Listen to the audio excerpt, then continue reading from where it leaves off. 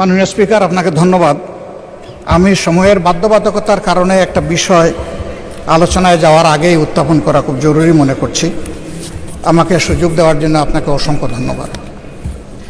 যে বিষয়টি আমি সামনে আনতে চাচ্ছি, আজকের এই সংসদ আমরা প্রথম দিনের আলোচনায় সকলেই আন্তরিকভাবে অনুভব করেছি এবং স্বীকৃতি দিয়েছি যে বিশেষ প্রেক্ষাপটে জুলাই গণ-অভ্যুত্থানের মধ্য দিয়ে সংসদ পর্যায়ক্রমে গঠিত হয়েছে।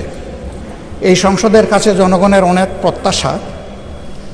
একই দিনে দুটি ভোট অনুষ্ঠিত হয়েছে, একটি সংসদ নির্বাচন আর একটা গণভোট।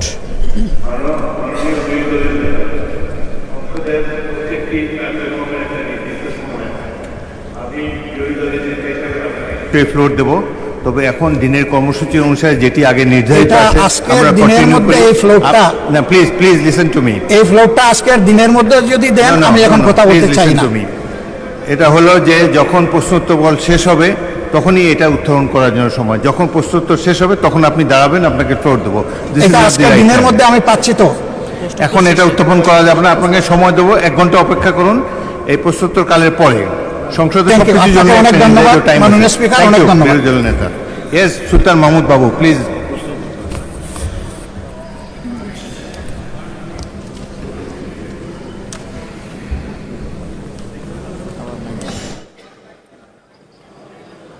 সুলতান মোহাম্মদ বাবু নাই, আপনি কি প্রশ্ন উত্থাপন করতে চান? আরেকজন সদস্য করুক, আপনি তো চিফ হুইপ। সুলতান মোহাম্মদ বাবুর পক্ষে অন্য কেউ তারকা চিহ্নিত প্রশ্ন উত্থাপন করতে পারেন? জি, আপনি প্রশ্ন উত্থাপন করতে চান? না, প্রশ্ন উত্থাপন করতে চাই না। বিষয়টা এরকমের, মাননীয় স্পিকার, প্রথম প্রশ্ন উত্তর পর্ব হয় সাধারণত যেটা হাউজে হয়, তারপরে 71 বিধি হলে তারপরে এই বিষয়ে সংক্রান্ত বিষয়ে যদি মাননীয় বিরোধী দলের নেতাকে আপনি সময় দেন তখন তিনি আলোচনা করতে পারেন। Please leave that to me, I will give him the right. দ্বিতীয় হলো, প্রশ্ন কে উত্থাপন করবেন? মাননীয় সদস্যবৃন্দ, জি উত্থাপন করুন। আপনার নামটা বলে নেবেন আগে।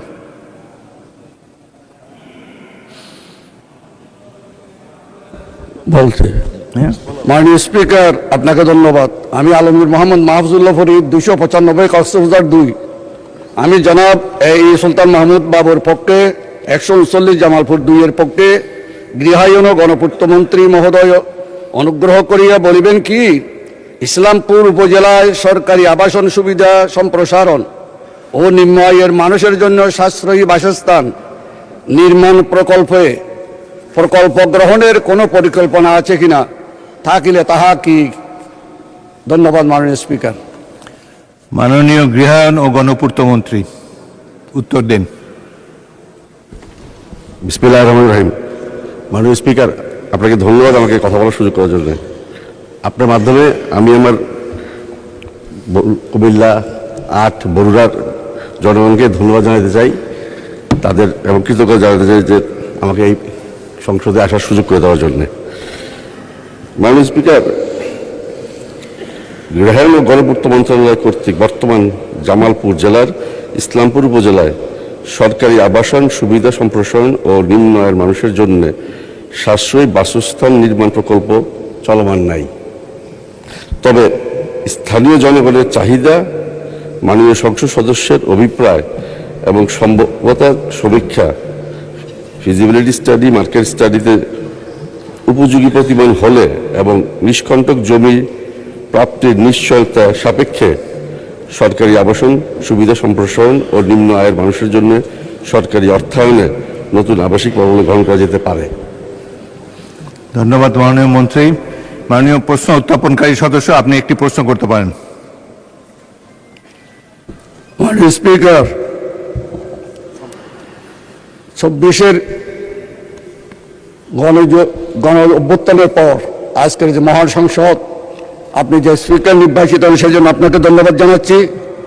আমি আমার প্রশ্নোত্তর সুলতান মাহমুদ বাবুর প্রশ্নের পক্ষে আমি প্রশ্ন করেছিলাম। আমি সম্পূর্ণ প্রশ্ন করতে চাই আমি মাননীয় মন্ত্রী মহোদয়কে, যে আমাদের কক্সবাজার জেলা, আপনি জানেন পর্যটন নগরী কক্সবাজার জেলা, এবং আমি মহেশখালী কুতুবদিয়া এমপি। মহেশখালী গভীর সমুদ্র বন্দর নির্মিত হচ্ছে ইনশাআল্লাহ। আমি প্রশ্ন করতে চাই মাননীয় মন্ত্রী মহোদয়কে, আমাদের এই কক্সবাজার জেলায়